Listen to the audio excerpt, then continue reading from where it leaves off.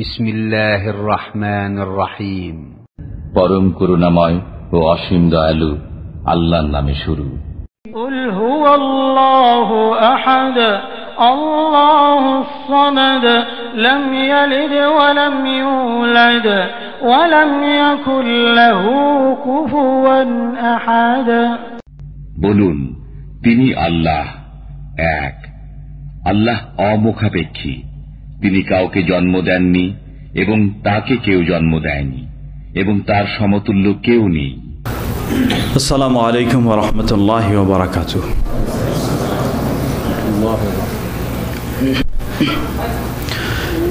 ইন্নাল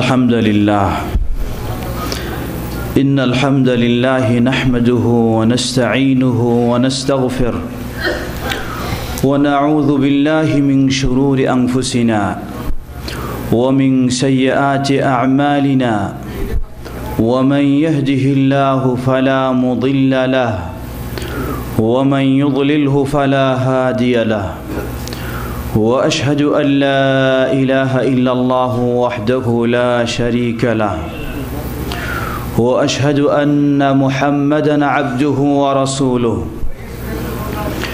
يا أيها الذين آمنوا اتقوا الله حق تقاته ولا تموتن إلا وأنتم مسلمون يا أيها الناس اتقوا ربكم الذي خلقكم من نفس واحدة وخلق منها زوجها وبث منهما رجالا كثيرا ونساء واتقوا الله الذي تساءلون به والأرحام إن الله كان عليكم رقيبا يا أيها الذين آمنوا اتقوا الله حق تقاته يا أيها الذين آمنوا اتقوا الله وقولوا قولا سديدا يصلح لكم أعمالكم ويغفر لكم ذنوبكم ومن يطع الله ورسوله فقد فاز فوزا عظيما أما بعد فإن خير الحديث كتاب الله وخير الهدي هدي محمد صلى الله عليه وسلم وشر الأمور محدثاتها وكل محدثة بدعة وكل بدعة ضلالة وكل ضلالة في النار فأعوذ بالله من الشيطان الرجيم بسم الله الرحمن الرحيم إن الذين قالوا ربنا الله ثم استقاموا تتنزل عليهم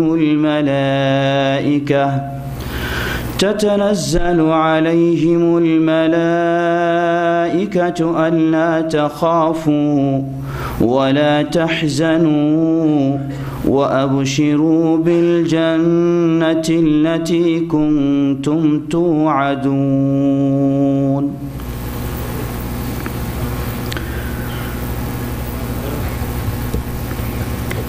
আলহামদুলিল্লাহ। বাকিক ইসলামী সেন্টারের উদ্যোগে আয়োজিত আজকের দ্বিবার্ষিক ইসলামী মহাসম্মেলনের সম্মানিত সভাপতি, উপস্থিত বিশিষ্ট উলামায়ে কেরাম, ফজিলাতুল শেখ সৈফুদ্দিন বেলাল, ফজিলাতুল শেখ এজাজ, ফজিলাতুল শেখ আব্দুল হাকিম, ফজিলাতুল শেখ শরীফুল ইসলাম, ফজিলাতুল শেখ রবিউল ইসলাম, ফজিলাতুল শেখ আহমদুল্লাহ, আরও ওলামায়ে কেরাম যারা উপস্থিত রয়েছেন, বিশেষভাবে যার একনিষ্ঠ চেষ্টা প্রচেষ্টায় আজকের এই অনুষ্ঠান আল্লাহ সুবহানাহু ওয়া তাআলা বাস্তবায়ন করার তৌফিক দিয়েছেন। ফজিলাতুল শেখ মাসউদ হাফিজাহুমুল্লাহ জামিআ সমবেত প্রিয় বয়োজ্যেষ্ঠ বয়কনিষ্ঠ দিনী ভাই সকল,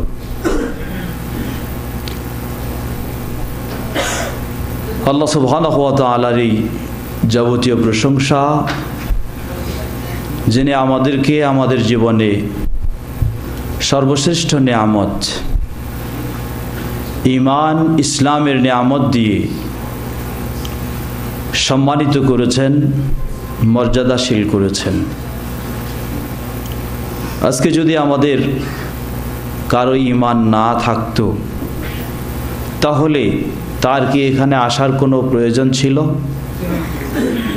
সকলে এসেছি এক ডাকে, সকলে এসেছি এক বিষয়কে কেন্দ্র করে, সকলে এসেছি একটি গুণকে সমৃদ্ধ করার লক্ষ্যে, সেটি হচ্ছে ঈমান।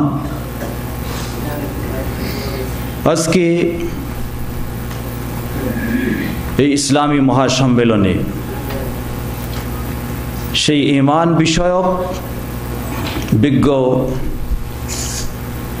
উলামায়ে কেরামদের কাছে আপনারা অত্যন্ত মূল্যবান বক্তব্য শুনেছেন। যে আল্লাহ সুবহানাহু ওয়া তাআলা আমাদেরকে তৌফিক দান করেছেন, তার ওই প্রশংসা জ্ঞাপনার্থে বলি আলহামদুলিল্লাহ, এবং তার কাছেই দোয়া করছি গোটা জীবন যেন আমরা পরিপূর্ণ ঈমানের উপর প্রতিষ্ঠিত থাকতে পারি। আল্লাহ আমাদেরকে সে তৌফিক দান করুন।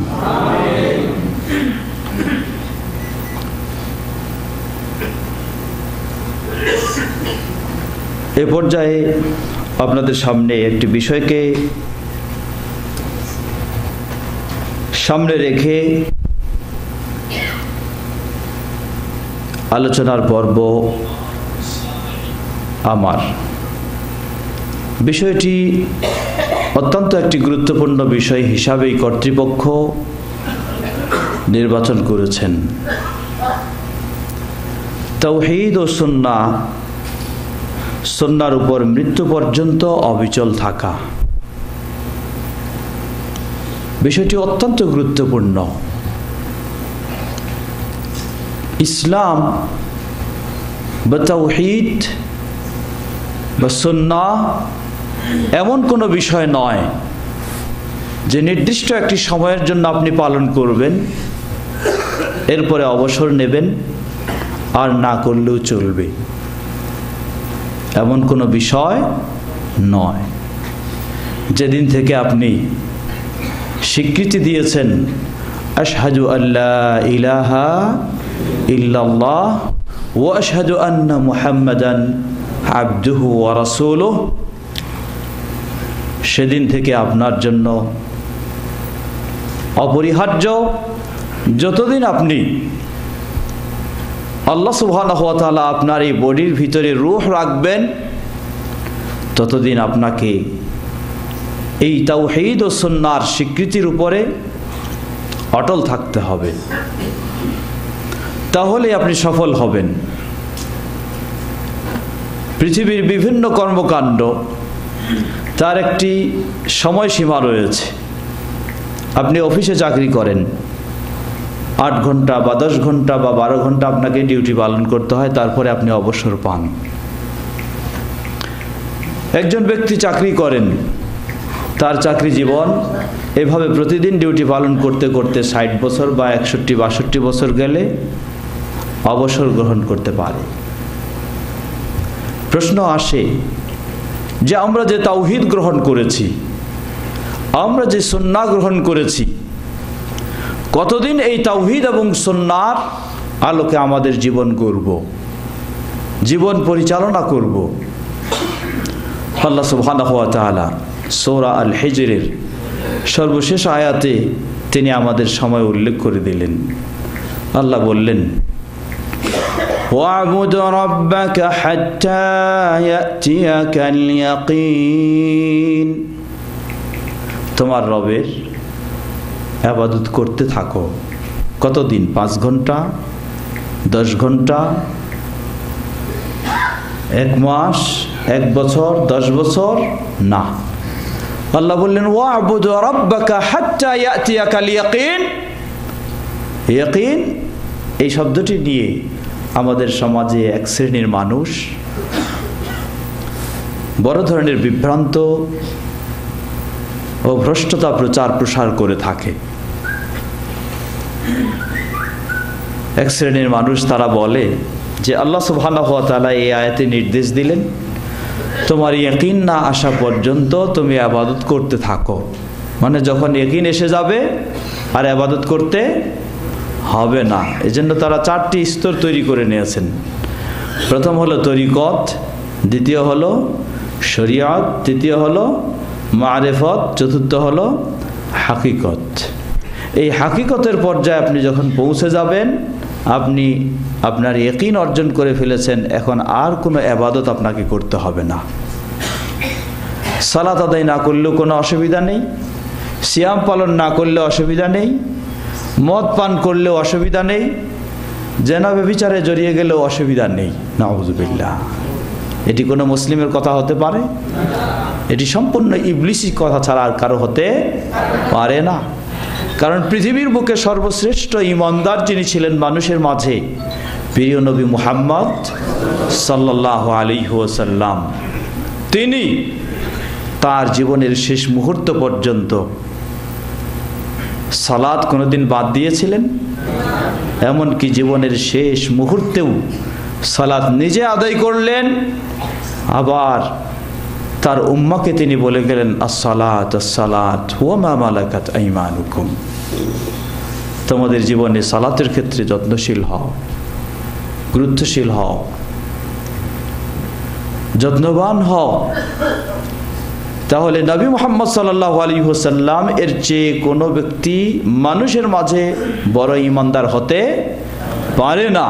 তিনি যদি তার জীবনের শেষ মুহূর্ত পর্যন্ত সালাত নিজে আদায় করলেন এবং তার উম্মাকে সালাত আদায় করার এই উপদেশ জীবনের শেষ মুহূর্ত পর্যন্ত দিয়ে গেলেন, তাহলে বোঝা যায় যাদের চিন্তা যে এই লেভেল পর্যন্ত, হাকিকতের লেভেল পর্যন্ত পৌঁছলে তাকে আর ইবাদত বندگی করতে হয় না, নিশ্চয়ই এটি ইবলিসি চিন্তা ছাড়া কিছু হতে পারে না। এটি একটি ইবলিসি চিন্তা। বরং আরো জঘন্যতম তাদের কথাগুলি প্রমাণ করে যে তাদের যারা হাকিকতের লেভেলে পৌঁছে তারা নাকি নবী রাসূলদের চেয়েও বেশি মর্যাদাশীল। নাউযুবিল্লাহ। যে কেমনে?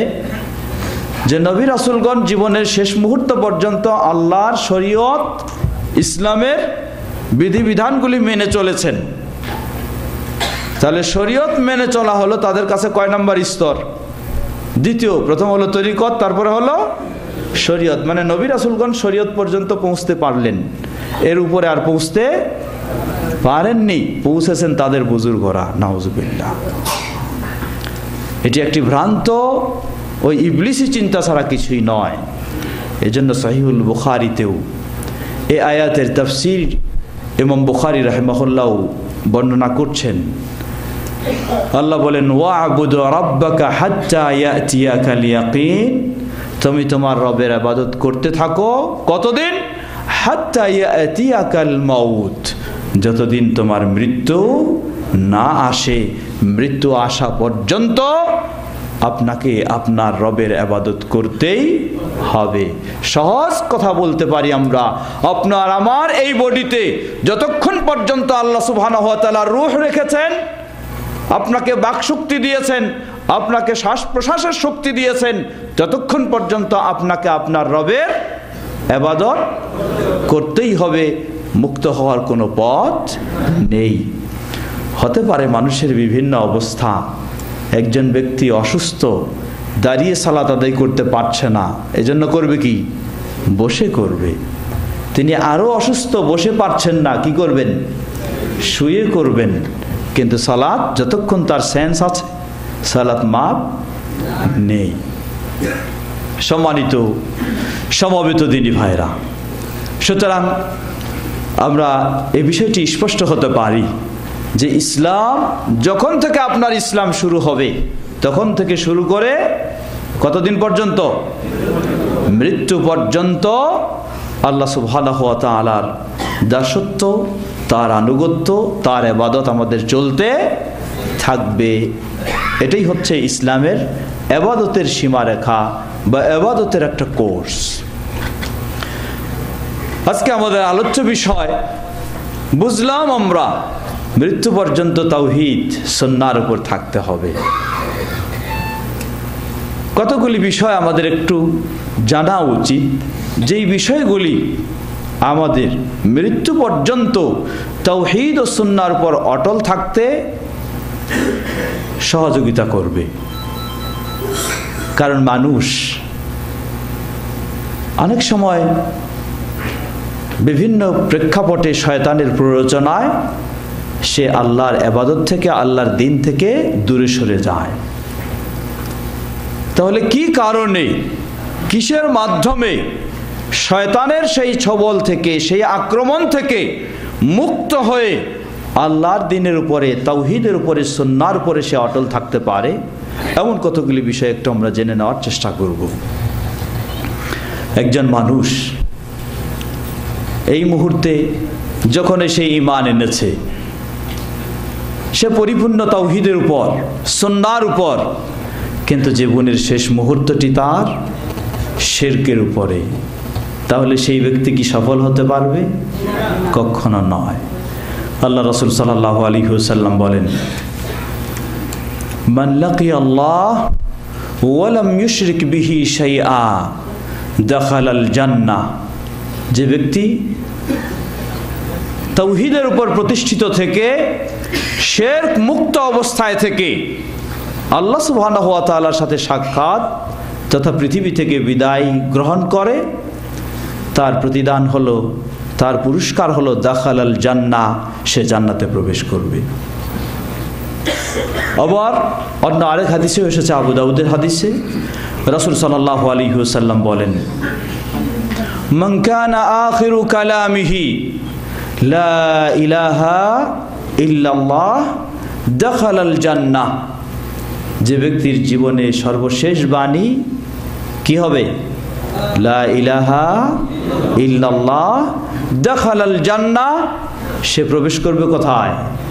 জান্নাতে প্রবেশ করবে।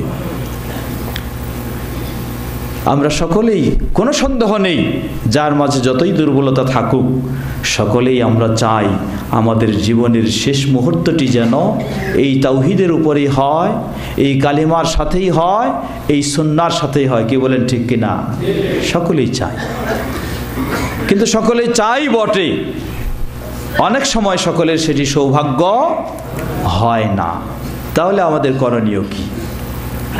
ইমাম ইবনুল কাইয়িম রাহিমাহুল্লাহ, ইবনুল কাইয়িম আল জাওজিয়া রাহিমাহুল্লাহ, তার একটি গুরুত্বপূর্ণ কিতাব আল জওয়াব আল কাফি, এই কিতাবের মাঝে তিনি মৃত্যুর শেষ মুহূর্তটিকে নিয়ে কিছু বাস্তব দৃষ্টান্ত তুলে ধরেছেন, আলোচনা করেছেন। আমরা সবাই জানি এবং সবাই আশা করি যে হাদিসটি একটু আগেই শুনলাম, জীবনের শেষ মুহূর্তে যেন আমাদের মুখ দিয়ে কালিমা লা ইলাহা ইল্লাল্লাহ উচ্চারণ হয়, তাহলে আমরা জান্নাতের সৌভাগ্য লাভ করতে পারবো। এটা আমরা সবাই জানি এবং চেষ্টা করি। কি বলেন, ঠিক কিনা? যার ফলে দেখা যায় ইসলামেরও নিয়ম, কোনো ব্যক্তি মুমূর্ষু অবস্থায় পৌঁছে গেলে তার কাছে এই কালিমার তালকিন দেওয়া, তার কাছে গিয়ে খুব সুন্দরভাবে, নম্রভাবে এই কালিমার আওয়াজ তাকে শোনানো, যাতে হয়তোবা তার মুখ দিয়েও কি হয়ে যেতে পারে, এই কালিমা বের হয়ে যেতে পারে। ইমাম ইবনুল কাইয়িম রাহিমাহুল্লাহ তিনি তার সেই কিতাবে বেশ কিছু ঘটনা তুলে ধরছেন। একজন ব্যক্তি তার মুমূর্ষু অবস্থায়, মৃত্যুর মুহূর্তে তাকে তালকিন দেওয়ার জন্য, এই কালিমা স্মরণ করে দেওয়ার জন্য আলেম ওলামাকে ডাকা হলো।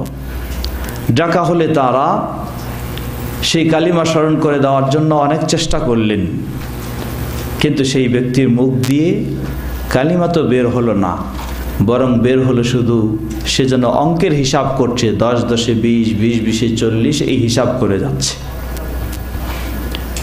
এমনকি জীবনের শেষ মুহূর্ত রূহ বের হওয়া পর্যন্ত তার মুখ দিয়ে এই হিসাবের এই আওয়াজ বের হয়, তার মুখ দিয়ে কালিমার আওয়াজ বের হচ্ছে না। সে আলেম ওলামারা হতবাক হলেন, ব্যাপার কি? আমরা তার জন্য এই মুহূর্তে এত দোয়া করছি, এত চেষ্টা করছি, তার মুখ দিয়ে কালিমা বের হলো না, বের হচ্ছে শুধু এই হিসাবের কথা, কারণটা কি? পরিবারের সদস্যদেরকে জিজ্ঞাসা করলেন। পরিবারের সদস্যরা বললেন যে আসলেই এর একটি কারণ রয়েছে।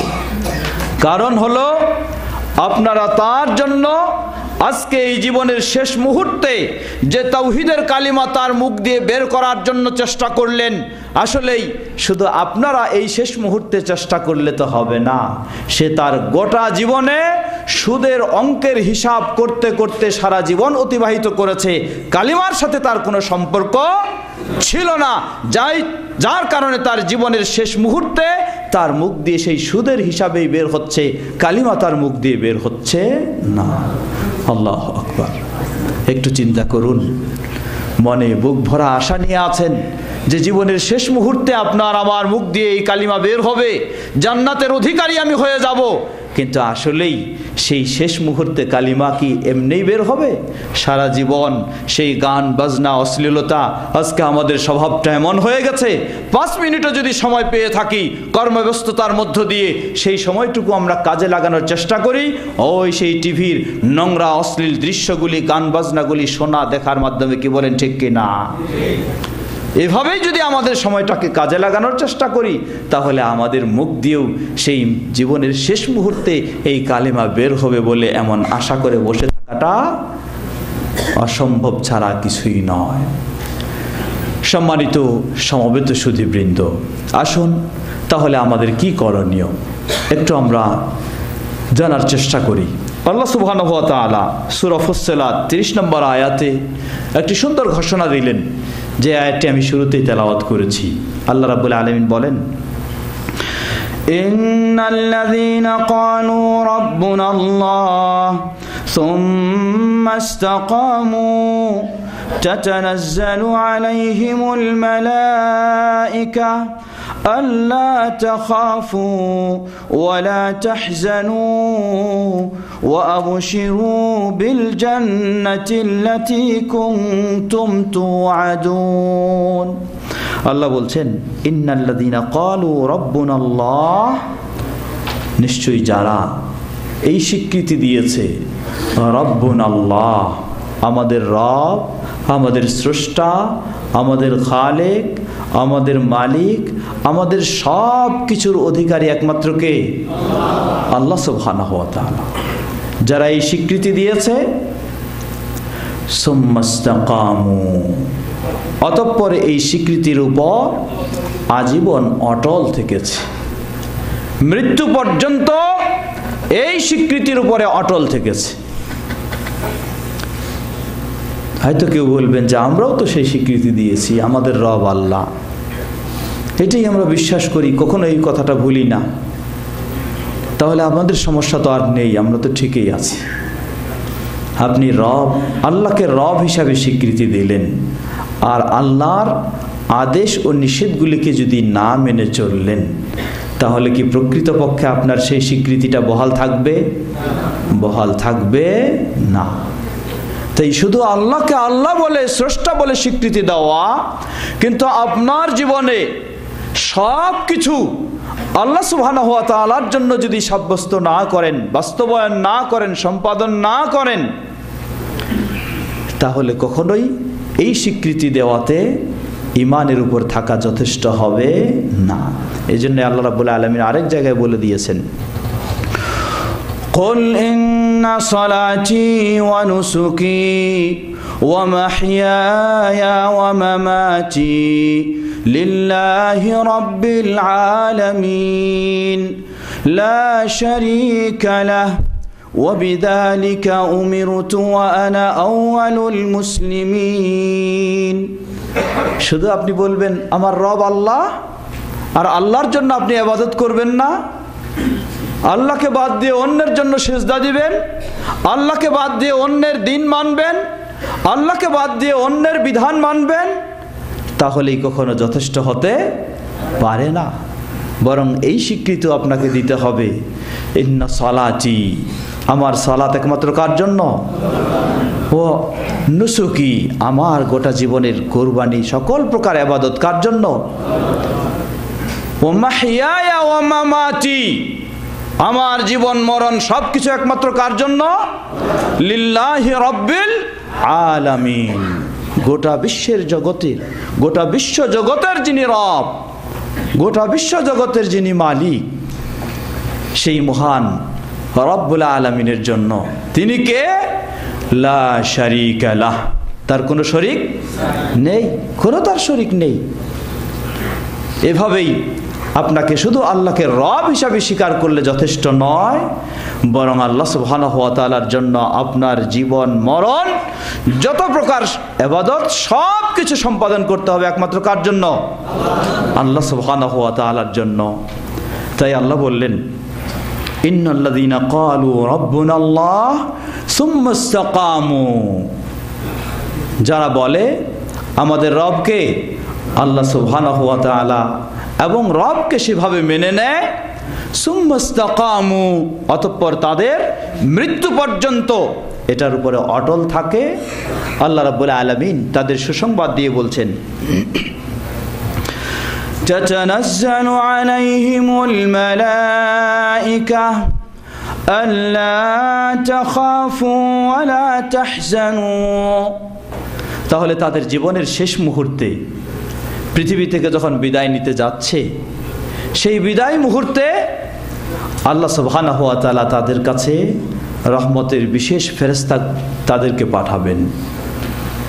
সেই ফেরেশতারা এসে তাদেরকে সুসংবাদ জানাবেন, আল্লাহ তাখাফু, তোমরা কোনো রকমের আশঙ্কা করো না, কোনো ভয় করো না, ওয়ালা তাহজানু, কোনো দুশ্চিন্তা তোমাদের জন্য নেই, কারণ তোমাদের জন্য দুনিয়াটা ছিল সহজ না কঠিন? দুনিয়া ছিল তোমাদের জন্য কঠিন, তোমাদের জন্য সহজ হলো কোথায়? আখিরাত। তোমাদের জন্য সহজ হলো আখিরাত। তাই বলবেন, আল্লাহ তাখাফু ওয়ালা তাহজানু ওয়া আবশিরু বিল জান্নাতিল্লাতী কুনতুম তুআদুন, আর তোমাদের জন্য সুসংবাদ হলো আল্লাহ সুবহানাহু ওয়া তাআলা যেই প্রতিশ্রুতি দিয়েছিলেন, সেই প্রতিশ্রুতি অনুযায়ী তোমাদের জন্য মৃত্যুর পরেই প্রস্তুত রয়েছে তোমাদের জন্য সেই জান্নাত। সুবহানাল্লাহ, প্রস্তুত রয়েছে সেই জান্নাত। এটা কখন?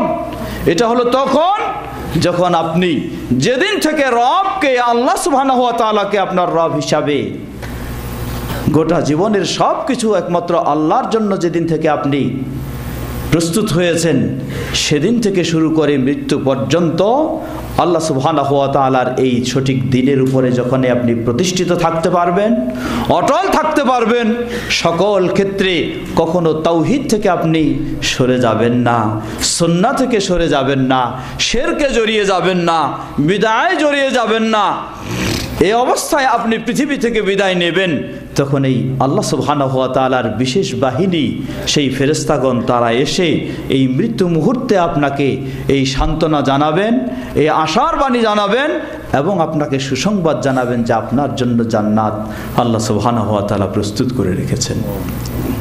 আমরা যেন আমাদের জীবনটাকে এভাবেই গড়তে পারি, যার মাধ্যমে আমরা জীবনের শেষ মুহূর্তে আল্লাহ সুবহানাহু ওয়া তাআলার এই বিশেষ ফেরেশতাদের মাধ্যমে সান্ত্বনা এবং সুসংবাদ লাভ করব যে দুনিয়ার জীবনে কষ্ট হলেও আমাদের জন্য আখিরাতে রয়েছে সেই শান্তির জান্নাত, আখিরাতে রয়েছে সেই শান্তির জান্নাত।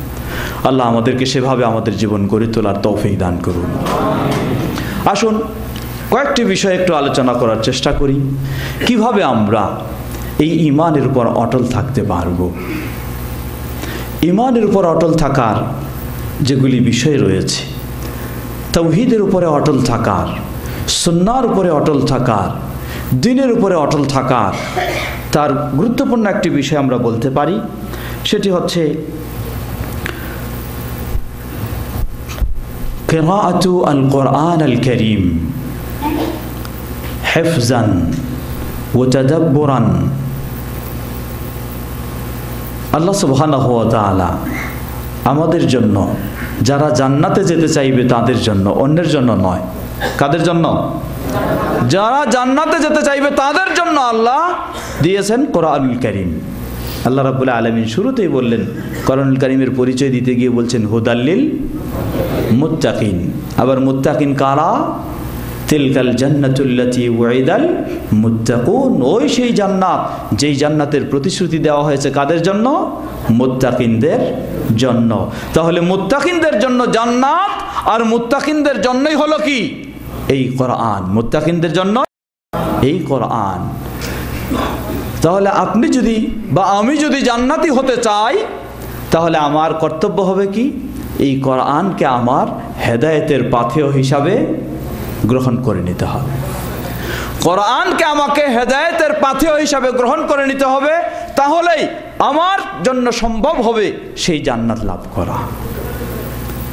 এখন এই কোরআন মাজিদ, আজকে দেখুন, আফসোস করে বলতে হয়, আমরা তো সবাই ব্যস্ত মানুষ। কোরআন শেখারও আমাদের সুযোগ নেই, বোঝারও আমাদের সুযোগ নেই, পড়ারও আমাদের সুযোগ নেই। কি বলেন, ঠিক কি না? আসলে আমি মনে করি কোনো সামান্যতম আমার কাছে সন্দেহ নেই, ইয়াকিনের সাথে মনে করি যে কোনো মানুষ, কোনো মুসলিম যদি সে সত্যি জান্নাত পেতে চায় এবং সে তার মানসিকতাকে সুন্দর করে নিতে পারে, তাহলে কখনো কোরআন তার অজানা থাকতে পারে না, কখনো থাকতে পারে না। কোরআন সে শিখতে পারবেই। উদাহরণস্বরূপ, যারা আমরা এখানে কাজ করি, ধরে নেন এই কাজ করি বা চাকরি করি, যারা চাকরিতে তো আমরা সবাই কম বেশি একটা স্যালারি পাই, তাই না? যদি আমাদেরকে বলা হয় যে আপনি এখন যে স্যালারি পাচ্ছেন, আপনি 3 মাসের একটা কোর্স করবেন, এই 3 মাসের কোর্স করলে সেই কোর্সে যদি আপনি পরীক্ষা নিরীক্ষায় কৃতকার্য হতে পারেন, তাহলে 3 মাস পরেই আপনার স্যালারি, বেতন দ্বিগুণ করে দেওয়া হবে। এখানে কে আছেন যে বলবেন যে আমার ওই কোর্সেরও দরকার নাই, দ্বিগুণ বেতনের দরকার নাই? আছেন কেউ? কেউ পাবো আমরা খুঁজে? এখানে শুধু না, গোটা ধরেন দুনিয়াতেই খুঁজে পাবো কাউকে যে সেই ব্যক্তি বলবে যে আমার কোর্সেরও দরকার নাই, দ্বিগুণ বেতনেরও দরকার নাই? কেউ বলবে? যে যতই ব্যস্ত হোক, নিজের পরিবার পরিজন সবকিছুকে বলবে তোমরা প্রয়োজনে কষ্ট করে একটু ধৈর্য ধারণ করো, 3টা মাস সময় আমাকে দাও, আমি 3টা মাসে এই কোর্স করে আমার বেতনটাকে যেন দ্বিগুণ করে নিতে পারি। কি বলেন, ঠিক কি না? আল্লাহু আকবার। আপনি কি একটু চিন্তা করেছেন দুনিয়ার বেতন বৃদ্ধি করার জন্য সব ব্যস্ততার মধ্য দিয়েও আপনি সময় বের করে নিয়ে এই কোর্স কমপ্লিট করে সেই সুযোগ, সেই প্রতিদান, আপনি সেই পুরস্কার আপনি নেওয়ার জন্য প্রস্তুত যদি হতে পারেন, তাহলে জান্নাত নেওয়ার জন্য আপনি আল্লাহর কোরআন শেখার জন্য কেন সুযোগ নিতে পারবেন না? এই চিন্তা যদি আমাদের থাকে, 3 মাস কেউ যদি গুরুত্ব দিয়ে পড়ে, শেখার চেষ্টা করে, ইনশাআল্লাহ কোরআন তেলাওয়াত মোটামুটি সে করতে পারবে কি না? পারবে ইনশাআল্লাহ। তাহলে যেই কোরআনের মাধ্যমে যদি আমরা জান্নাত লাভ করতে পারি, আল্লাহকে পেতে পারি, তাহলে কেন পারবে না?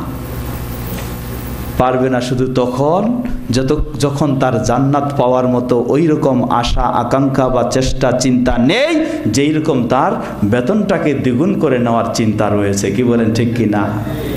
বেতনটাকে দ্বিগুণ করে নেওয়ার চিন্তা যেমন থাকে, সেই চিন্তাটা যদি জান্নাত পাওয়ার চিন্তাটা ওই রকমের তার থাকতো, তাহলে অবশ্যই কোনো সন্দেহ নাই সকলের পক্ষেই সম্ভব হতো 3 মাসের মাঝেই কোরআন শিক্ষা করে নেওয়া। সুতরাং কোরআন শিক্ষার মাধ্যমে সম্ভব হবে আমাদের দ্বীনের উপরে, তাওহীদের উপরে, ঈমানের উপরে, সুন্নাহর উপরে অটল থাকা। আল্লাহ সুবহানাহু ওয়া তাআলা এই মর্মে বহু বর্ণনা দিয়েছেন। যেমন আল্লাহ রাব্বুল আলামিন বলেন, وقال الذين كفروا لولا نزل عليه القرآن جملة واحدة كذلك لنثبت به فؤادك ورتلناه ترتيلا সূরা আল ফুরকানে 32 নম্বর আয়াতে আল্লাহ বললেন, জেনে রাখো যারা কাফের, যারা অমুসলিম, তারা বিভিন্ন রকমের দাবি করে। তারা বলে থাকে লাউলা নুজ্জিলা আলাইহিল কুরআনু জুমলাতুন ওয়াহিদা, 23 বছরে কেন, একবারে হঠাৎ করে কেন এই কোরআন নাজিল হলো না? আল্লাহ সুবহানাহু ওয়া তাআলা বলছেন, দেখো কাযালিকা লিনুসাব্বিতা বিহি ফুয়াদাকা ওয়া রাত্তালনাহু তারতিলা, এই ধীর স্থির দীর্ঘ সময়ে, এই দীর্ঘ 23 বছরের কোরআন নাজিলের মাধ্যমে আমি তোমাকে কি করেছি? লিনুসাব্বিতা বিহি ফুয়াদাকা, তোমার হৃদয়কে, তোমার অন্তরকে সুপ্রতিষ্ঠিত এবং এটার উপর অটল রাখার জন্যই আমি এভাবেই দিয়েছি। সুতরাং কোরআনুল কারীম আমরা যখনই আমাদের জীবনে এটাকে পাথেয় হিসাবে গ্রহণ করব, সেভাবে শেখার চেষ্টা করব, পড়ার চেষ্টা করব, তাহলে অবশ্যই আমাদের পক্ষে সম্ভব হবে এই ঈমানের উপর অটল থাকা, তাওহীদের উপর। স্মরণ করুন সেই কথা, ওই সেই আমিরুল মুমিনিন ওমর ইবনুল খাত্তাব রাদিয়াল্লাহু আনহু কোন আওয়াজে তার ভিতরের কুফরিকে দূর করে ভিতরে ঈমান ঢোকার বিষয়টাকে সহজ করে দিয়েছিল। কোনটা? গান বাজনা, আরও কিছু? সেটাই ছিল কোরআনের আওয়াজ। এই কোরআনের আওয়াজ যদি আমার ভিতরে প্রবেশ করে তাহলে আশা করা যায়, কোনো সন্দেহ নেই, তাওহীদের উপরে, ঈমানের উপরে প্রতিষ্ঠিত থাকাটা আমার জন্য অবশ্যই সহজ হবে। তাই দেখুন, একটু চিন্তা করলেই আমাদের জন্য সহজ হবে। যেই আল্লাহ সুবহানাহু ওয়া তাআলা আপনাকে প্রতিদিন 12 থেকে 16 ঘন্টা ডিউটি করার সুযোগ দিয়েছেন, সেই আল্লাহর কিতাব জানার জন্য, তার কালাম পড়ার জন্য, শিখার জন্য আপনি কয় মিনিট রুটিন করে নিয়েছেন? কয় মিনিট রুটিন করেছেন আপনি? যে আল্লাহ 24 ঘন্টা আপনাকে বিশ্রামের, খাওয়ার, চলাফেরার, কাজের সুযোগ করে দিয়েছেন, ওই আল্লাহর কিতাব জানার জন্য আপনি আধা ঘন্টাও কি সময় করে নিতে পারবেন না? কি বলেন, পারা যাবে না? যাবে কি না পারা? অবশ্যই যাবে। যদি আমরা আল্লাহকে ভয় করি, আল্লাহ সুবহানাহু ওয়া তাআলা যদি আমাকে বিছানায় ফেলে রাখে, কোথায় আমার পরিবারের চিন্তা, কোথায় আমার অফিসের চিন্তা, কোথায় আমার কাজের চিন্তা, কোথায় আমার ব্যবসার চিন্তা, কোথায় আমার দোকান, সব কিছু পড়ে থাকবে, আমি বিছানায় পড়ে থাকবো।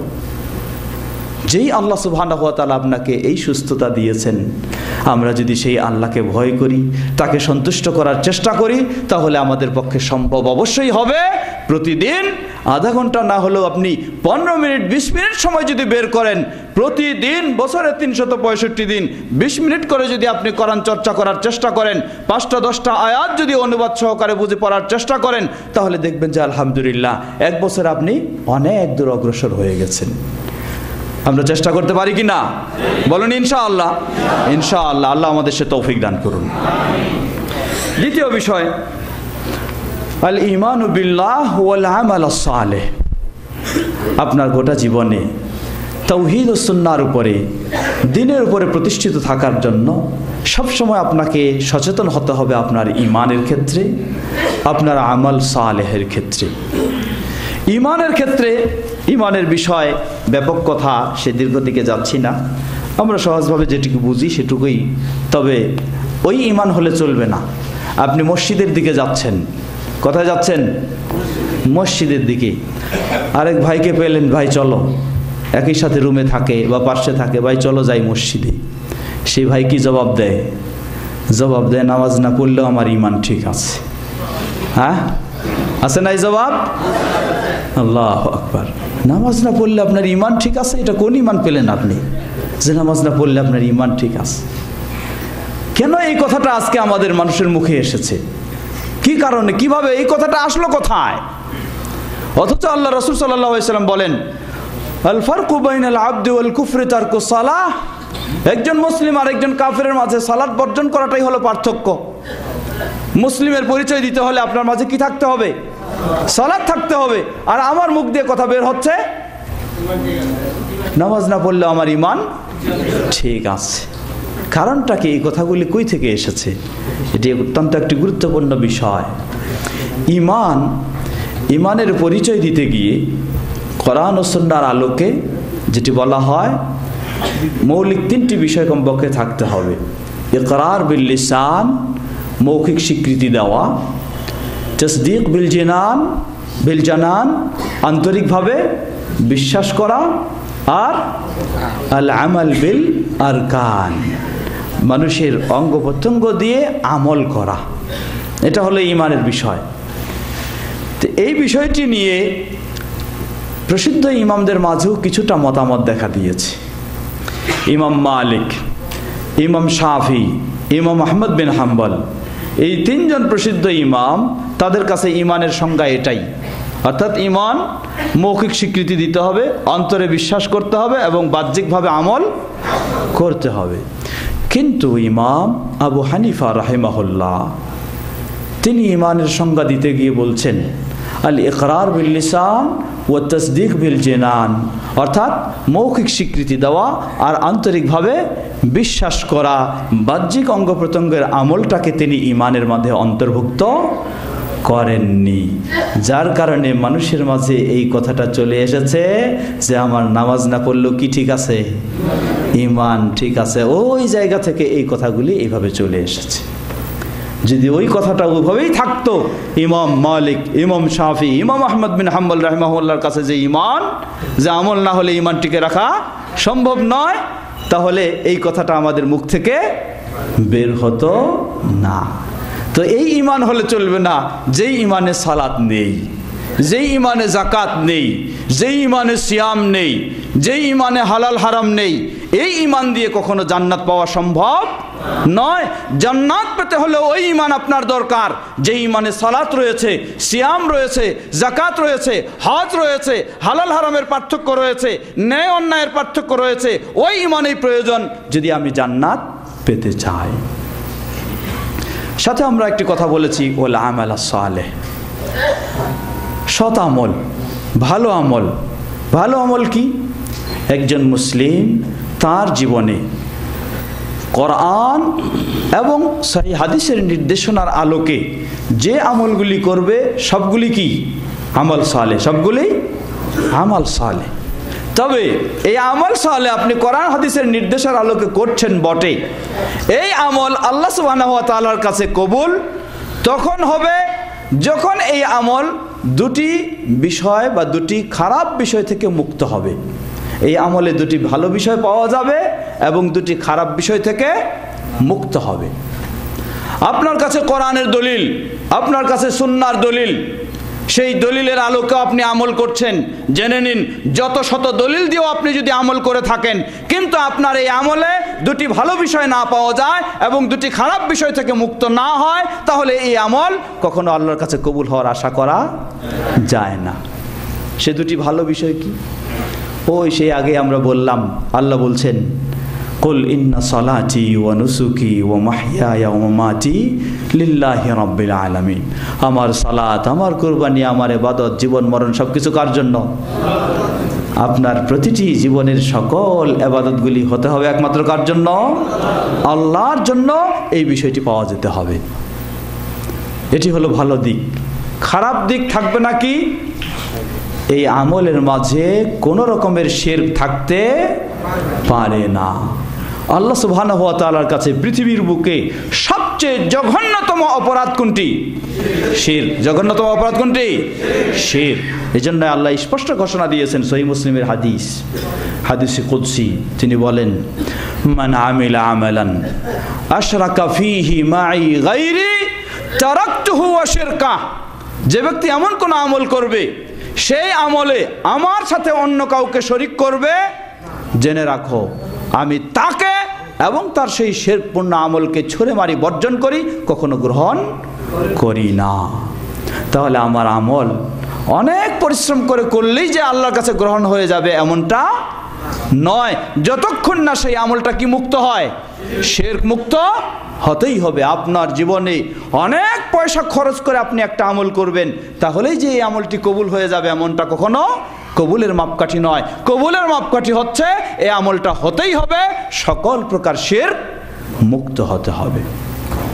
দ্বিতীয়, এই আমলের মাঝে থাকতে হবে রাসূল সাল্লাল্লাহু আলাইহি ওয়াসাল্লামের সুন্নাহর অনুসরণ। কিসের অনুসরণ থাকতে হবে? সুন্নাহর অনুসরণ থাকতে হবে।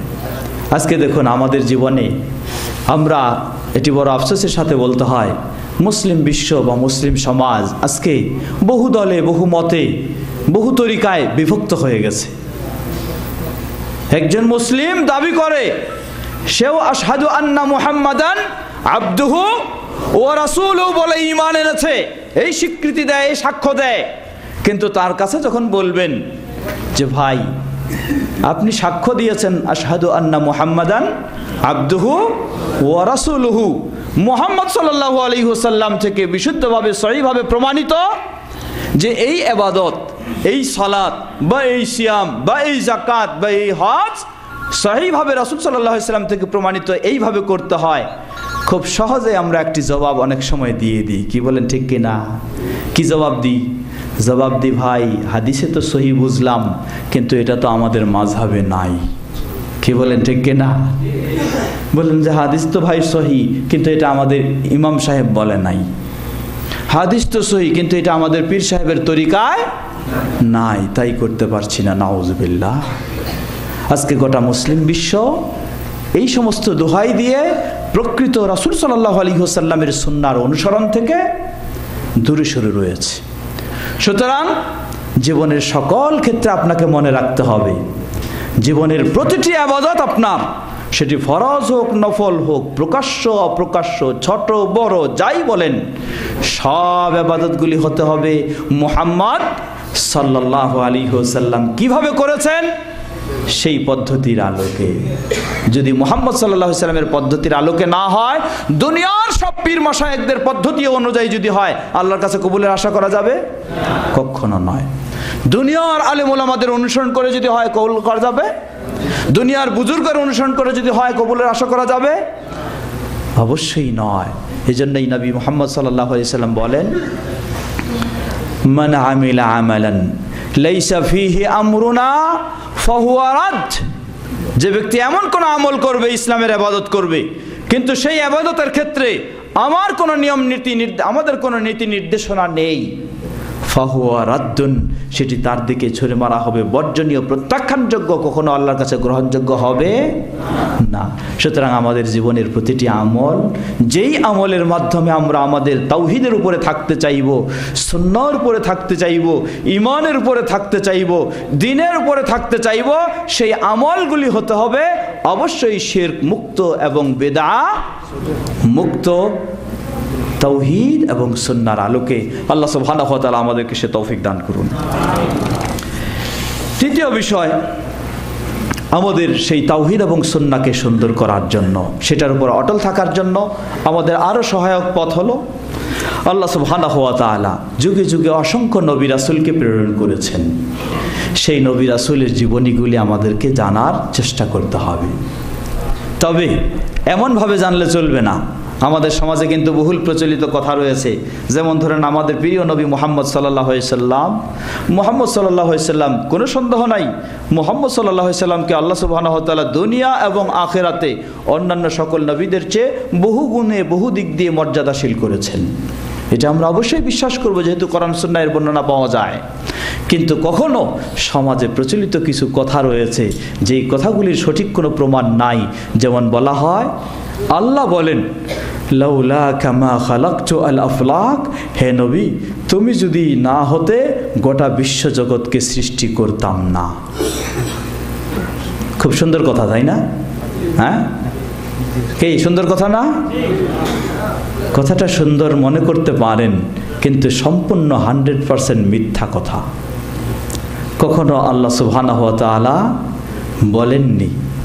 মুহাম্মদ সাল্লাল্লাহু আলাইহি সাল্লামের প্রশংসা বৃদ্ধি করার জন্য এই কথা যে বলা হয়, এই কথা সম্পূর্ণ একটি ভিত্তিহীন, বানাওটি, মিথ্যা কথা।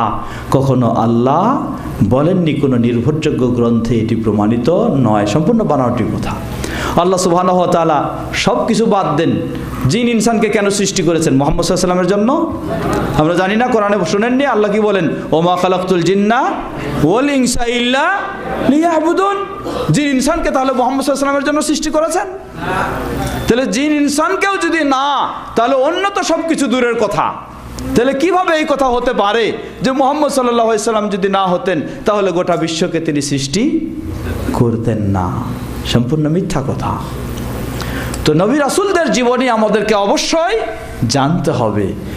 এই জন্য আল্লাহ সুবহানাহু ওয়া তাআলা কোরআনুল কারীম খুলে দেখুন, আল্লাহ রাব্বুল আলামিন স্পষ্টভাবে বলছেন সূরা হুদের 120 নম্বর আয়াতে আল্লাহ বলেন, وَكُلًّا نَّقُصُّ عَلَيْكَ مِنْ أَنبَاءِ الرُّسُلِ مَا نُثَبِّتُ بِهِ فُؤَادَكَ وَجَاءَكَ فِي هَذِهِ الْحَقِّ وَمَوْعِظَةٌ وَذِكْرَى لِلْمُؤْمِنِينَ في هذه الحق وموعظة وذكرى للمؤمنين আল্লাহ সুবহানাহু ওয়া তাআলা বলছেন وَكُلًّا نَّقُصُّ عَلَيْكَ مِنْ أَنبَاءِ الرُّسُلِ আল্লাহ রাব্বুল আলামিন মুহাম্মদ সাল্লাল্লাহু আলাইহি ওয়াসাল্লামকে বলছেন, দেখো তোমার কাছে আমি কি করেছি, সেই পূর্ববর্তী নবী রাসূলদের সংবাদগুলিকে আমি বর্ণনা করেছি। কেন? মা নুসাব্বিতু বিহি ফুআদাকা, যেই কথাগুলি সংবাদগুলির মাধ্যমে তোমার হৃদয়কে আমি সুপ্রতিষ্ঠিত রাখবো, অটল রাখবো, সুদৃঢ় করে রাখবো। তাহলে আল্লাহ সুবহানাহু ওয়া তাআলা এটা আমাদেরকে শিক্ষা দিলেন, মুহাম্মদ সাল্লাল্লাহু আলাইহি সাল্লামকে যেমন পূর্ববর্তী নবী রাসূলদের কথাগুলি বর্ণনা করার মাধ্যমে তাকে অটল রাখার সুযোগ করে দিয়েছেন, পথ দিয়েছেন, আমরাও যদি সেই তাওহীদ এবং সুন্নাহর উপর অটল থাকতে চাই তাহলে আমাদেরকে কি করতে হবে, সেই নবী রাসূলদের বিষয়গুলি জানতে হবে, সেগুলি শেখার চেষ্টা করতে হবে। কিন্তু আফসোসের সাথে বলতে হয় আজকে মুসলমানদের অবস্থা দেখুন, যেই মুসলিমদের দিনী পিতা হচ্ছেন ইব্রাহিম আলাইহিস সালাম, মুসলিমদের এই সমস্ত নবী রাসূলগণ হলেন আদর্শ, কিন্তু আমরা অধিকাংশই পাবেন সেই নবী রাসূলদের নামগুলি যেন খুব কমই জানি, কিন্তু জানি পৃথিবীব্যাপী সেই বিশ্ব ক্রিকেটার কে, সবচেয়ে বড় গোল দেয় কে, সবচেয়ে বড় সেঞ্চুরি করে কে, সবচেয়ে বড় নায়ক কে, গায়ক কে, এগুলি আমরা খুব ভালো করেই জানি, খুব আমাদের জানা রয়েছে, কিন্তু উল্লেখযোগ্য নবী রাসূল কে সেটি আমাদের অনেকেরই জানা নাই। কি বলেন ঠিক কিনা? এমনকি অনেক আমরা নিজেরা দাবি করি মুহাম্মদ সাল্লাল্লাহু আলাইহি ওয়াসাল্লামের প্রসিদ্ধ খোলাফায়ে রাশিদিন কারা, তাদেরকেও আমরা অনেকেই হয়তো বলতে পারবো না। সুতরাং আপনার ঈমানকে ঠিক রাখতে হলে, তাওহীদের উপর প্রতিষ্ঠিত থাকতে হলে, সুন্নাহর উপরে অটল থাকতে হলে মৃত্যু পর্যন্ত আল্লাহ সুবহানাহু ওয়া তাআলা সেই নবী রাসূলগণকে যেভাবে তাদের বর্ণনা কোরআন এবং কোরআনে দিয়েছেন, সুন্নাতেও দিয়েছেন, সেগুলিকে আমাদেরকে সেভাবে জেনে নেওয়ার চেষ্টা করতে হবে। এটা আমাদেরকে সহায়তা দিবে যেন আমরা নবী রাসূলগণ যেভাবে প্রতিষ্ঠিত ছিলেন আমরাও তাহলে প্রতিষ্ঠিত থাকতে পারবো। উদাহরণস্বরূপ ধরে নেন, নবী মুহাম্মদ সাল্লাল্লাহু আলাইহি ওয়াসাল্লাম যেই দেশে তার আগমন ঘটেছিল, আপনারা এখন কোন দেশে আছেন? আপনারা সেই দেশে না, সেই দেশেই আছেন। মুহাম্মদ সাল্লাল্লাহু আলাইহি ওয়াসাল্লাম নিজের মানুষদের কাছে যখন তাওহীদের কথা বললেন, একত্ববাদের কথা বললেন, শিরক বর্জনের কথা বললেন, নিজের মানুষ হওয়া সত্ত্বেও তারাও যারা মুহাম্মদ সাল্লাল্লাহু আলাইহি সাল্লামকে এক সময় আল আমিন বলে সম্মান, শ্রদ্ধা ও আস্থাভাজন মনে করতো না মক্কার মানুষেরা সবাই, কিন্তু যেদিন থেকে তিনি বললেন যে এক আল্লাহ ছাড়া অন্য কারো কাছে সেজদা দেওয়া যাবে, এক আল্লাহ ছাড়া অন্য কারো জন্য কুরবানি করা যাবে, এক আল্লাহ ছাড়া অন্য কারো জন্য মানত করা যাবে, যেদিন থেকে তিনি এই কথা বললেন সেদিন থেকে তার নিজের মানুষেরা মুহাম্মদ সাল্লাল্লাহু আলাইহি সাল্লামকে এত সম্মান শ্রদ্ধা করত, আল আমিন বলে ডাকতো। তারা মুহাম্মদ সাল্লাল্লাহু আলাইহি সাল্লামকে কেউ বলে মিথ্যুক, কেউ বলে জাদুকর, কেউ বলে গণক, কেউ বলে পাগল, কত রকমের এই অপবাদ দিয়ে কষ্ট দেওয়া শুরু করলো। কি করেছে না? দূরের মানুষ না নিজের মানুষ? নিজের মানুষ। তা আমি যখন মুহাম্মদ সাল্লাল্লাহু আলাইহি সাল্লামের এই অবস্থাগুলি জানবো, তাহলে এটা আমাকে সহায়তা করবে যে আমি যদি এই তাওহীদের উপর থাকতে চাই, শিরক মুক্ত হতে চাই, তাহলে আমার নিজের মানুষেরাও আমাকে কি করবে? যারা আমাকে খুব ভালোবাসে তারাও এই তাওহীদের কথা বলার কারণে, শিরকের বিরোধিতা করার কারণে, সুন্নাহর কথা বলার কারণে, বেদাতের প্রতিবাদ করার কারণে তারাও আমাকে কি করবে? এতদিন খুব আদর যত্ন করত, তারাও আমাকে খারাপ বলবে। কি বলেন ঠিক কি না? বাস্তব আমাদের দেশের অবস্থাটা তো এইরকমই পাওয়া যায়, কি পাওয়া যায় না? আপনি যদি কোথাও গিয়ে একটু বলেন যে এই কবর মাজার চলবে না, এই সমস্ত ওরস চলবে না, এই সমস্ত বার্ষিকী চলবে না, এই সমস্ত চল্লিশা চলবে না, দেখবেন যে আপনাকে এত সম্মান করত আর আপনার সেই সম্মান নাই। তো যেহেতু আপনার সম্মান নাই, তাহলে আপনার আর ভালো কথাও বলা যাবে না, তাই না? হ্যাঁ, যেহেতু সম্মান নাই তাহলে আর ভালো কথা বলা যাবে না। তো তাহলে মুহাম্মদ সাল্লাল্লাহু আলাইহি ওয়াসাল্লামের দিন থেকে, তার জীবনী থেকে কি জানলাম? মুহাম্মদ সাল্লাল্লাহু আলাইহি ওয়াসাল্লামকে শুধু গালিগালাজ নয়, তিনি বাধ্য হলেন তাদের জ্বালা যন্ত্রণায়, তাদের শত্রুতায়, তাদের ষড়যন্ত্রের কারণে মুহাম্মদ সাল্লাল্লাহু আলাইহি ওয়াসাল্লাম তার অনুসারীদেরকে নিয়ে আল্লাহর অনুমতিক্রমে মক্কা ত্যাগ করে মদিনায় হিজরত করতে তিনি বাধ্য পর্যন্ত হলেন, কিন্তু তবু তিনি তার তাওহীদের কথা বাদ দেন নাই। তিনি তবু শিরকের সাথে আপোষ হননি, শিরকের বিরুদ্ধেই ছিলেন, তাওহীদের উপরেই ছিলেন। অতএব আমরা যদি আমাদের জীবনে তাওহীদের উপরে, আল্লাহর একত্ববাদের উপর প্রতিষ্ঠিত থাকতে চাই, তাহলে এইসব নবীদের জীবনী থেকে শিক্ষা গ্রহণ করেই আমাদেরকে আমাদের জীবনটাকেও সেভাবে গড়ার চেষ্টা করতে হবে। আপনাকেও এই ধরনের গালিগালাজ করতে পারে, তবে আবার এই কথা আমরা বলবো না যে আপনার সাথে যখন গালিগালাজ করবে আপনিও উল্টা গালিগালাজ ও মারামারি শুরু করে দিবেন, তাই নাকি? না, তা না। আপনি মুহাম্মদ সাল্লাল্লাহু আলাইহি ওয়াসাল্লামের মতো সুন্দর আদর্শের পরিচয় দিবেন, সুন্দর স্বভাবের পরিচয় দিবেন, সুন্দর কথা বলবেন। হয়তোবা আল্লাহ সুবহানাহু ওয়া তাআলা আপনার সুন্দর আচরণের কারণে তারা আপনার প্রতি একদিন আকৃষ্ট হয়ে যাবে। তারা বুঝবে যে ব্যাপারটা কি, তাকে আমরা গালি দিচ্ছি, তাকে আমরা বহু কিছু চেষ্টা করছি, তার ক্ষতি করার চেষ্টা করছি, কিন্তু সে আমাদের সাথে ভালো আচরণ ছাড়া কখনো খারাপ আচরণ করে না। যার ফলে একদিন না একদিন তারাও হয়তো আপনার দিকে আকৃষ্ট হবে। আর বেশি বেশি আল্লাহর কাছে কি করতে হবে? দোয়া করতে হবে। সেই আল্লাহ আপনাকে যেমন হেদায়েত দিয়েছেন তাই আপনি হেদায়েত পেয়েছেন। যদি আল্লাহ আপনাকে আমাকে হেদায়েত না দিতেন তাহলে আমরা তো সেই কবর মাজার পূজার মধ্যে বসে থাকতাম। কি বলেন, ঠিক কি না? আল্লাহ আমাদেরকে হেদায়েত দিয়েছেন, তাই ওই ব্যক্তিদের জন্য আমাদেরকে বেশি বেশি আল্লাহর কাছে দোয়া করতে হবে, আল্লাহ যেন তাদেরকেও হেদায়েত দান করেন। আল্লাহ রাব্বুল আলামিন গোটা বিশ্বের মুসলিমদেরকে সেই সকল প্রকার তাওহীদ বিরোধী কর্মকাণ্ড থেকে ফিরে আসার হেদায়েত দান করুন। চতুর্থ বিষয়, দোয়া। আপনাকে বেশি বেশি কি করতে হবে? আল্লাহ সুবহানাহু ওয়া তাআলার কাছে দোয়া করতে হবে। তাওহীদের উপর প্রতিষ্ঠিত রাখতে পারেন একমাত্র কে?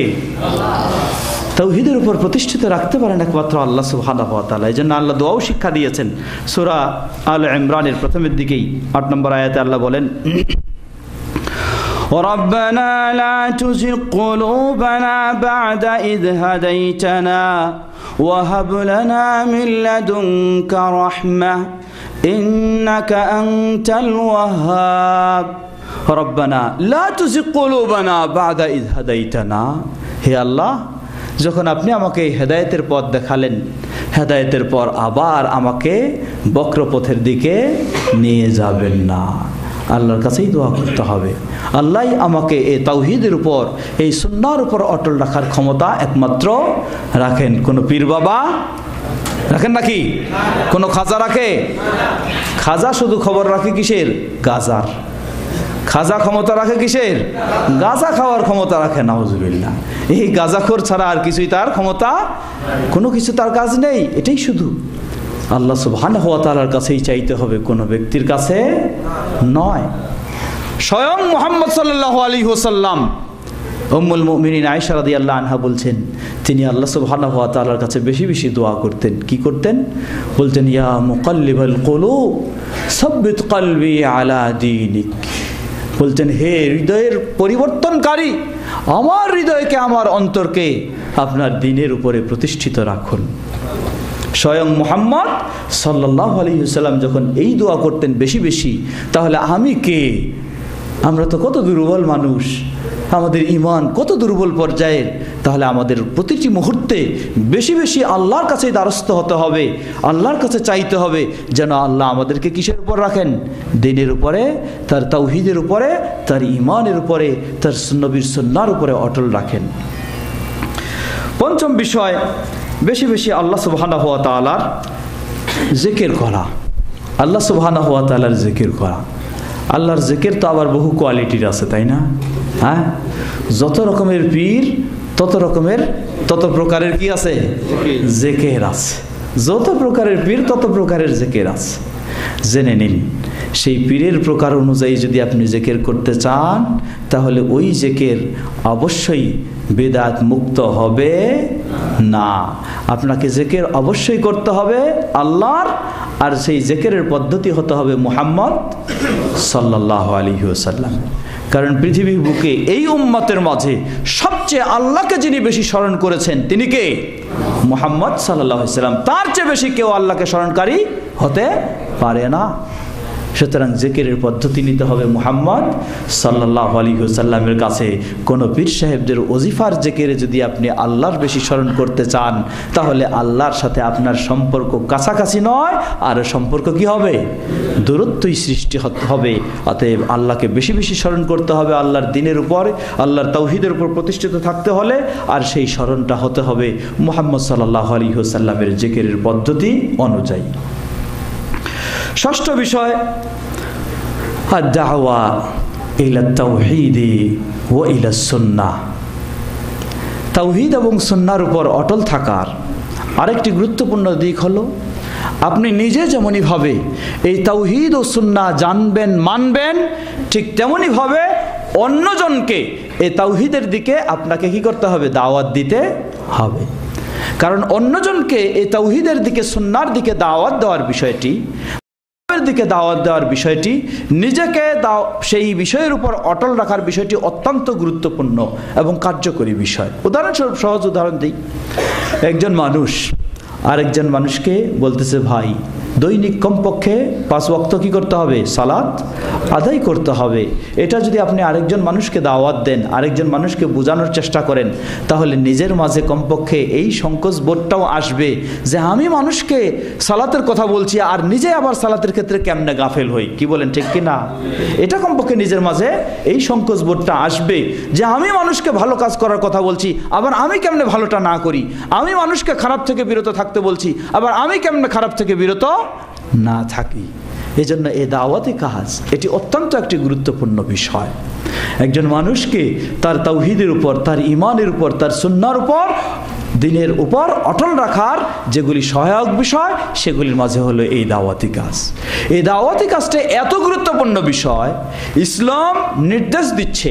আল্লাহ সুবহানাহু ওয়া তাআলা বিভিন্নভাবে বলেন, যেমন সূরা ইউসুফের 108 নম্বর আয়াতে বলেন, قل هذه سبيلي أدعو إلى الله على بصيرة أنا ومن اتبعني وسبحان الله وما أنا من المشركين। আল্লাহ বলছেন, হে নবী তুমি বলো, হাদিহি সাবিলি আদউ ইলাল্লাহ, এটাই হলো আমার পথ। আমি মানুষকে আহ্বান জানাই কোন দিকে? তরিকার দিকে, তাই না? মাযহাবের দিকে। আজকে কিন্তু বেশিরভাগ মুসলিমরা দাওয়াত দেয় কোন দিকে? নিজের দলের দিকে, নিজের তরিকার দিকে, নিজের মাযহাবের দিকে, নিজের পীর সাহেবের দিকে। একজন মুসলিম হিসাবে দাওয়াত দিতে হবে কার দিকে? আল্লাহর দিকে। কার দিকে? আল্লাহর দিকে, আল্লাহর দ্বীনের দিকে। আর আল্লাহর দিকে দাওয়াত মানেই হলো আল্লাহর তাওহীদের দিকে, আল্লাহর তাওহীদের দিকে। আমরা আজকে আল্লাহর দিকেও দাওয়াত দিই, কিন্তু কোন আল্লাহর দিকে দাওয়াত দিই? ওই আল্লাহর দিকে দাওয়াত দিই যেই আল্লাহ নাকি স্বসত্তায় সর্বত্র বিরাজমান। সুবহানাল্লাহ না নাউজুবিল্লাহ? আল্লাহ সুবহানাহু ওয়া তাআলা কি স্বসত্তায় সর্বত্র বিরাজমান? আল্লাহ সুবহানাহু ওয়া তাআলা কোথায়? সেই আরশের উপরে রয়েছেন। তাহলে আল্লাহর দিকে দাওয়াত দেওয়া মানে সেই আল্লাহর, যেই আল্লাহর প্রথম বিষয়টাই হচ্ছে তাওহীদ, সেই তাওহীদের দিকে দাওয়াত। অতএব এখানে এই আয়াতে আল্লাহ সুবহানাহু ওয়া তাআলা বললেন যে মুহাম্মদ সাল্লাল্লাহু আলাইহি সাল্লামের এটা কাজ আল্লাহর দিকে বিচক্ষণতার সাথে দাওয়াত দেওয়া, এবং আলা বাসীরাতিন আনা ওয়া মান ইত্তাবা'নি, যারা মুহাম্মদ সাল্লাল্লাহু আলাইহি সাল্লামের অনুসরণ করবে তাদেরও দায়িত্ব হলো এই দাওয়াতি কাজ করা। অতএব প্রতিটি মুসলিমকে, সকলকে এই দাওয়াতি কাজ করতেই হবে। তবে দাওয়াতি কাজ এর পরিধি সকলের সমান নয়। আপনি যতটুকু জানেন ততটুকু করবেন।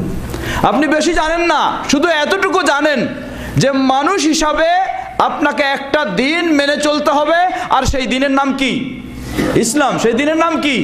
ইসলাম। ইসলাম ছাড়া অন্য কোনো দিন মানা যাবে না, এটুকু শুধু আপনি জানেন। আরেকজনকে এই দাওয়াতটুকুই আপনি দিবেন, এর বেশি আর দরকার নেই আপনার। আপনি আরেকটু বেশি জানেন কি?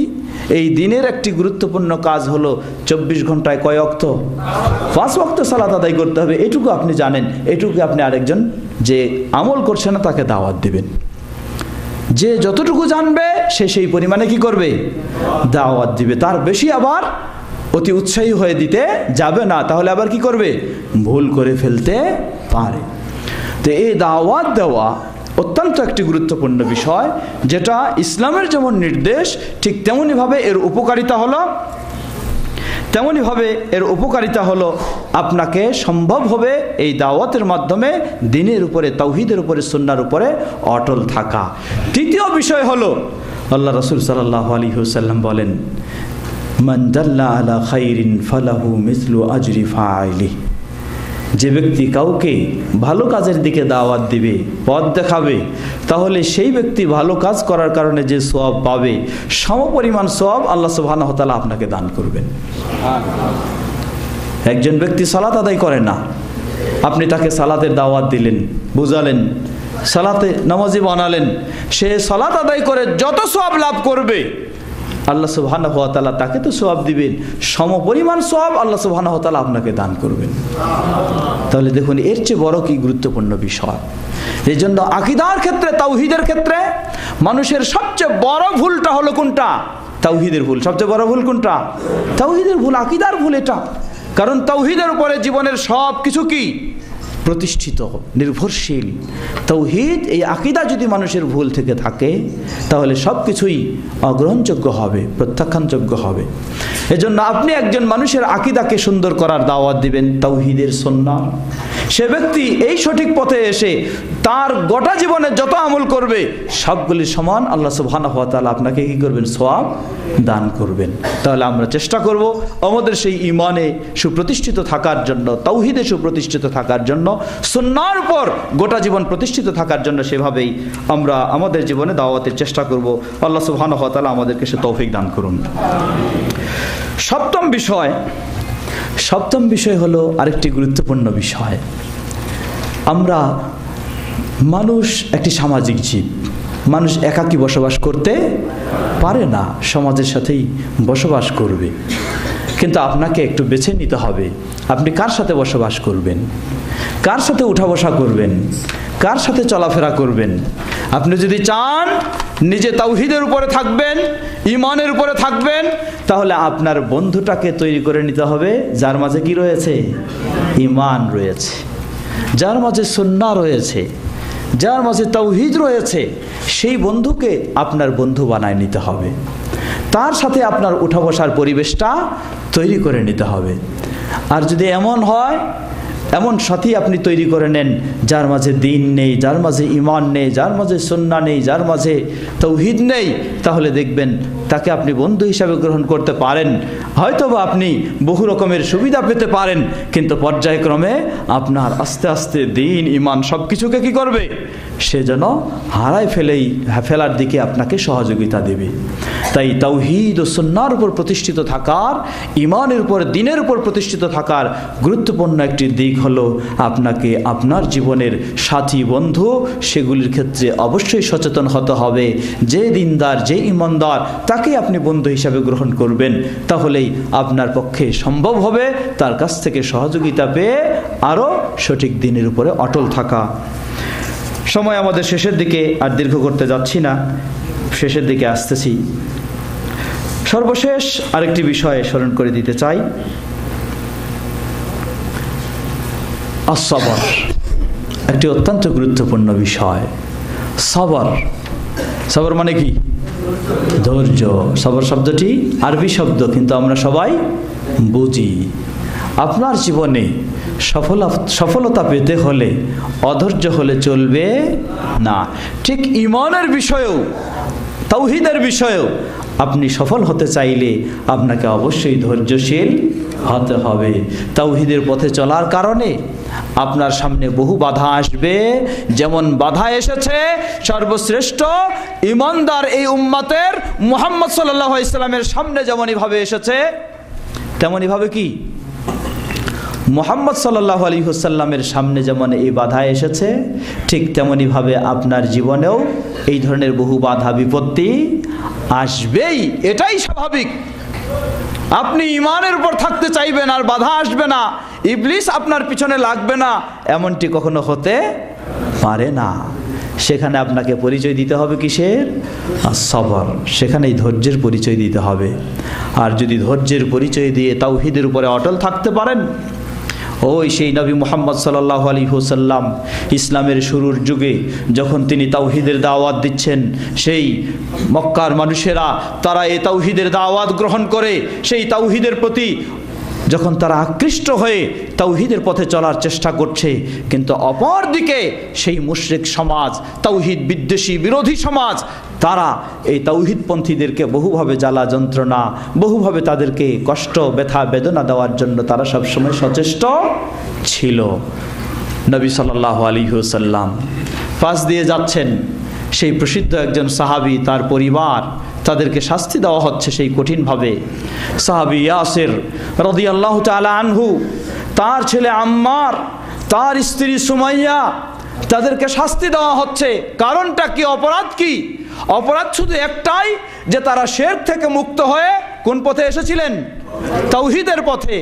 তারা মানুষের মন গড়া পথ বর্জন করে আল্লাহর দ্বীনের পথে এসেছিলেন। তারা মুহাম্মদ সাল্লাল্লাহু আলাইহি সাল্লামকে গ্রহণ করেছিলেন, তার প্রতি ঈমান এনেছিলেন। এটাই শুধু, এই তাওহীদ গ্রহণ করাটাই শুধু তাদের অপরাধ ছিল। এজন্য চরমভাবে কঠিনভাবে তাদেরকে শাস্তি দেওয়া হচ্ছে। নবী সাল্লাল্লাহু আলাইহি ওয়াসাল্লাম তাদের পাশ দিয়ে চলে যাচ্ছেন, অতিক্রম করছেন, কিন্তু জনবল নেই, তার সমর্থক তেমন নেই, তিনিও দুর্বল, করার কিছুই নেই, বলার কিছুই নেই। শুধু সান্ত্বনার বাণী শোনালেন, বললেন সাবরান ইয়া আলা ইয়াসির ফাইন্না মাওইদাকুমুল জান্নাহ। হে ইয়াসিরের পরিবার, তোমরা আজকে তাওহীদের পথে এসেছো, শিরক বর্জন করে, তোমরা আজকে কুফর বর্জন করে ঈমানের পথে এসেছো, তোমরা আজকে সঠিক দ্বীনের পথে এসেছো। জেনে রাখো, তোমাদেরকে অনেক জ্বালা যন্ত্রণা সহ্য করতেই হবে, তবে যদি এই তাওহীদের উপরে তোমরা ধৈর্যের সাথে অটল থাকতে পারো। সাবরান ইয়া আলা ইয়াসির, হে ইয়াসির পরিবার, ধৈর্য ধারণ করো। ফাইন্না মাওইদাকুমুল জান্নাহ, দুনিয়াতেও কষ্ট হলেও জেনে রাখো তোমাদের জন্য প্রতিশ্রুতি হচ্ছে, আল্লাহ প্রস্তুত করে রেখেছেন তোমাদের জন্য সেই জান্নাত। সুবহানাল্লাহ। সুতরাং ওই জান্নাতকে পেতে হলে তাওহীদের উপরে আপনাকে কষ্ট করেও ধৈর্য ধারণ করতে হবে। এটাই হলো বিষয়, আপনাকে ধৈর্যের পরিচয় দিতেই হবে। আমরা আসুন, আমাদের গোটা জীবনে, কথা আর দীর্ঘ নয়, আরও বেশ কিছু বিষয় ছিল, তো কথা আর দীর্ঘ নয়, শেষ করতে চাচ্ছি। অতএব এ তাওহীদের উপর জীবনের শেষ মুহূর্ত পর্যন্ত অটল থাকতে হলে সর্বশেষ যে বৈশিষ্ট্য আমাদের প্রয়োজন, সে বৈশিষ্ট্য হলো ধৈর্য। ধৈর্যের বিকল্প কোনো পথ নেই, সেই ধৈর্যের পরিচয় আপনাকে দিতেই হবে। কারণ দুনিয়া কি? দুনিয়া তো কিছুই নয়। যে কোটি কোটি অর্থ সম্পদের মালিক হয়েছে, সে মনে হয় আপনার চেয়ে আরও বেশ কিছুদিন বেঁচে থাকতে পারবে, তাই না? তবে যিনি অনেক ক্ষমতার মালিক হয়েছেন, তিনি তো কিছুদিন থাকতে পারবেন। আল্লাহ সুবহানাহু ওয়া তাআলা সকলের জন্য একটি নির্দিষ্ট সময়সীমা নির্ধারণ করে দিয়েছেন। ফাইযা জাআ আজালুহুম লা ইস্তাখিরুনা সাআতান ওয়া লা ইস্তাকদিমুন। নির্দিষ্ট সময় মুহূর্ত যখন ঘনিয়ে আসবে, এক মুহূর্ত আগেও নয়, পিছে নয়, সেই মুহূর্তেই তাকে বিদায় নিতেই হবে। যত তার অর্থ থাকুক, যত তার পদক্ষমতা থাকুক, যত তার জনবল থাকুক, তাকে ধরে রাখতে পারবে না। সুতরাং এই তাওহীদের উপর প্রতিষ্ঠিত থাকতে হলে সর্বশেষ বিষয়টি বলবো, আপনাকে সবসময় আখিরাতকে প্রাধান্য দিতে হবে, দুনিয়াকে প্রাধান্য নয়। দুনিয়াকে যদি আপনি প্রাধান্য দেন, তাহলে তাওহীদের উপর অটল থাকা সম্ভব হবে না, সুন্নাহর উপরে অটল থাকা সম্ভব হবে না। কারণ আপনাকে বিভিন্নভাবে সমস্যার সম্মুখীন করার চেষ্টা করবে তাওহীদের শত্রু যারা, সুন্নাহর শত্রু যারা। আপনি যখন এই আখিরাতকে প্রাধান্য দেবেন, তখনই আপনার পক্ষে সম্ভব হবে। আজকে দেখুন, আল্লাহ রাসূল সাল্লাল্লাহু আলাইহি সাল্লাম সুসংবাদ দিয়েছেন। আপনি কি জন্য আপনি এই তাওহীদের উপর রয়েছেন, থাকছেন, কষ্ট করছেন কেন? সেই জান্নাত পাওয়ার জন্য। আল্লাহ রাসূল সাল্লাল্লাহু আলাইহি সাল্লাম সুসংবাদ দিয়েছেন, হাদিস সহিহ বুখারী মুসলিমের। জান্নাতে যারা যাবে, ভালো করে খেয়াল করবেন, জান্নাতে যারা যাবে, সর্বনিম্ন স্তরের জান্নাতি যে হবে, সর্বনিম্ন স্তরের যে জান্নাতি, আল্লাহ সুবহানাহু ওয়া তাআলা এই ব্যক্তিকে সুসংবাদ দিবেন, ওয়ালাকা আশারাতু আমসালিদ দুনিয়া, তোমার জন্য জান্নাতে স্থান হলো বাংলাদেশের সমান নয়, সৌদি আরবের সমান নয়, গোটা বিশ্বের সমান নয়, এই ধরনের 10টা পৃথিবীর সমান হলো তোমার জন্য জান্নাতে স্থান। সুবহানাল্লাহ, আল্লাহু আকবার। সুতরাং তাওহীদের উপর আপনার অটল থাকা সম্ভব হবে তখন যখন আপনি সেই জান্নাতের কথা চিন্তা করবেন। দুনিয়ার কয়দিন আপনি কোন দিক দিয়ে দেখবেন আপনাকে চলে যেতে হবে, সকলেই যেভাবে চলে যাচ্ছে। আপনার আসল শান্তির জায়গা হবে সেই জান্নাত তখন যখন আপনি কষ্ট করেও ধৈর্য ধারণ করে এই জান্নাতের, এই তাওহীদের উপরে, সুন্নাহর উপরে অটল থাকার চেষ্টা করবেন। আসুন আমরা দুনিয়াকে প্রাধান্য না দিয়ে আখিরাতের সেই জান্নাতকে প্রাধান্য দিয়ে আমরা যেন দুনিয়ায় ত্যাগ স্বীকার করেও এ তাওহীদ ও সুন্নাহর উপরে প্রতিষ্ঠিত থাকতে পারি। আল্লাহ সুবহানাহু ওয়া তাআলা আমাদের সকলকে সে তৌফিক দান করুন। আমরা যেন সত্যিকারীভাবে বিষয়টিকে ভালোভাবে উপলব্ধি করে আমরা সেই তাওহীদের উপরে অটল থেকে সকল প্রকার শিরক মুক্ত হয়ে, সুন্নাহর উপরে অটল থেকে সকল প্রকার বেদা মুক্ত হয়ে আমরা যেন সেই জান্নাত লাভ করতে পারি। আল্লাহ আমাদের সকলকে সে তৌফিক দান করুন। পরিশেষে সকলকে আবারও ধন্যবাদ জ্ঞাপন করে আমার সংক্ষিপ্ত আলোচনা এখানে শেষ করতে চাচ্ছি। আল্লাহ সুবহানাহু ওয়া তাআলা আমাদেরকে যে সংক্ষিপ্ত কথাগুলি আমরা বললাম সেগুলি ভালোভাবে উপলব্ধি করে এভাবে যেন আমরা জান্নাতের পথে অগ্রসর হতে পারি। আল্লাহ আমাদেরকে সে তৌফিক দান করুন। আল্লাহ আমাদের জন্য সেটি সহজ করে দিন।